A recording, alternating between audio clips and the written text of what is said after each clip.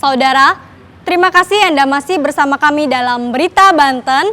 Bagi Anda yang baru saja bergabung, kami hadirkan kembali 3 berita utama hari ini.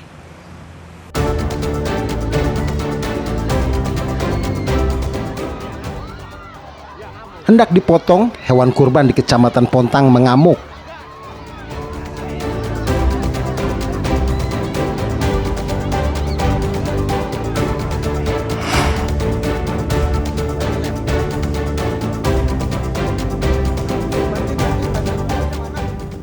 Diduga stres banyak yang menonton, sapi kurban di Tangerang mengamuk.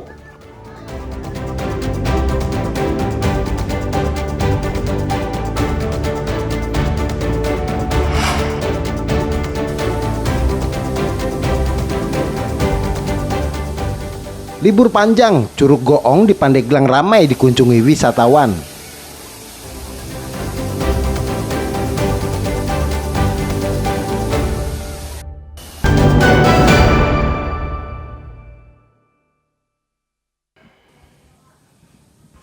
Beginilah suasana saat ribuan wisatawan menikmati pemandangan di wisata alam Curug Goong yang berada di Desa Kurung Kambing, Kecamatan Mandalawangi, Kabupaten Pandeglang.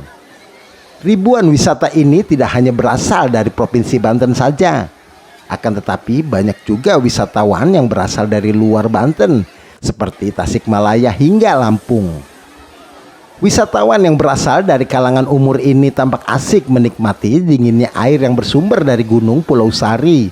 Di tempat ini wisatawan juga bisa menikmati fasilitas lain, mulai dari kolam renang hingga bisa berkemah.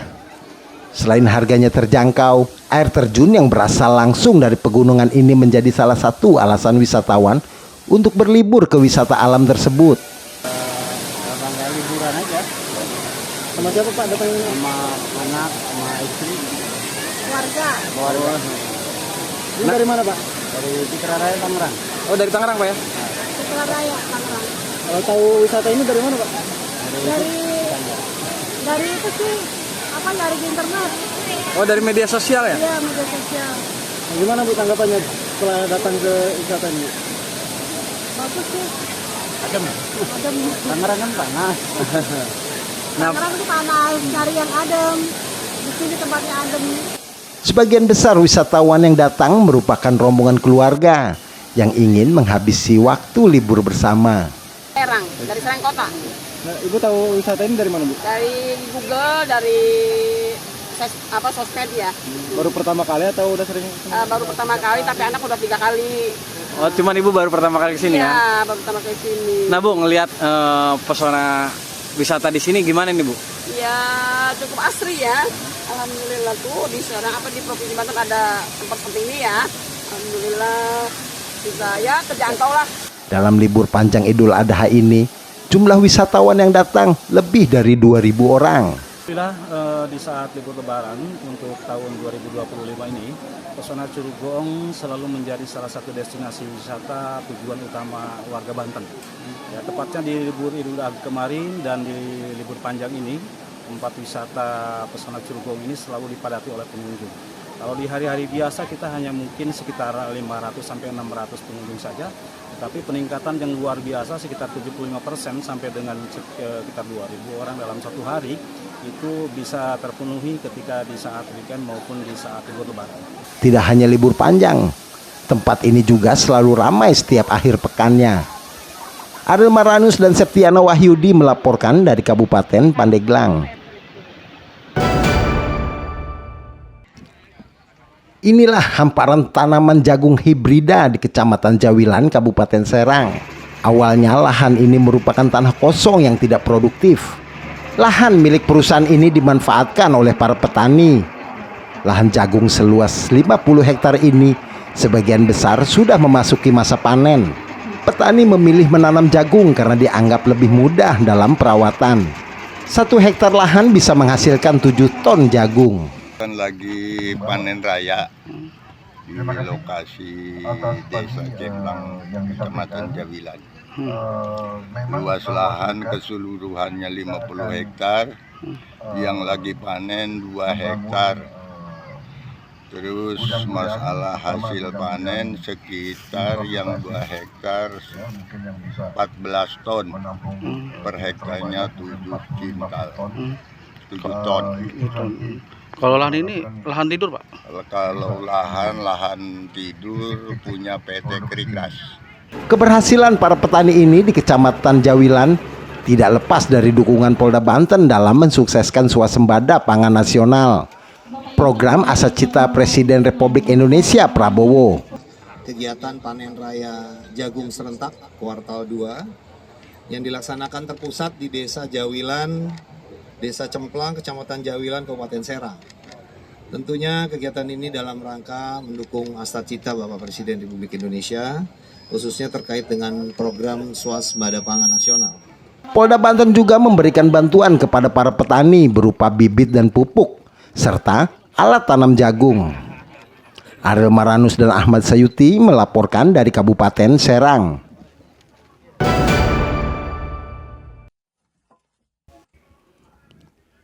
Seperti inilah suasana di lokasi pembuatan arang kayu milik Nur Hidayah, warga Kampung Hasem, Desa Muncang Kopong, Kecamatan Cikulur, Kabupaten Lebak.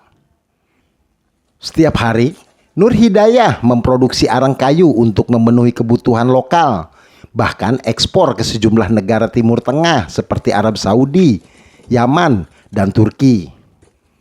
Meski usahanya masih terbilang kecil, namun omset ratusan juta rupiah dalam 1 bulan mampu ia dapatkan.